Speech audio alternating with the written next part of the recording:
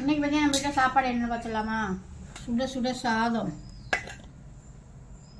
அப்புறம் இன்றைக்கி குழம்பு என்னென்னு பார்த்தீங்கன்னா, இன்றைக்கி வந்து கொத்தரங்காய் போட்டு நல்ல பிஞ்சு கொத்தரங்காயாக கிடச்சிது.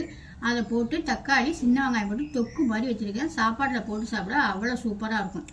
அப்புறம் தொட்டுங்க என்னென்னு பார்த்தீங்கன்னா பீட்ரூட் பொரியல்.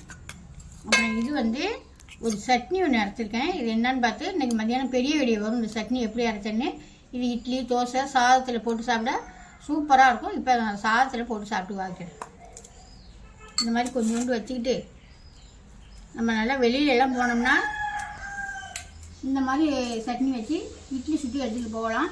இந்த மாதிரி பிள்ளைங்களுக்கு ஹாஸ்டலில் உள்ள பிள்ளைங்களுக்கெல்லாம் செஞ்சு கொடுத்தீங்கன்னா இந்த மாதிரி சாதம் வச்சு இந்த மாதிரி போட்டு சாப்பிட்டுப்பாங்க. அருமையாக இருக்குங்க. இது புளி சின்ன வெங்காயம் மிளகாய் பூண்டு சேர்த்துருக்கேன். உண்மையிலே அந்த சட்னி அவ்வளோ அருமையாக இருக்குங்க. நீங்களும் சாதம் வச்சு நான் எப்படி அரைச்சேன்னு அரைச்சி சாப்பிட்டு பார்த்துட்டு கமெண்ட்ல சொல்லுங்கள். பாய்.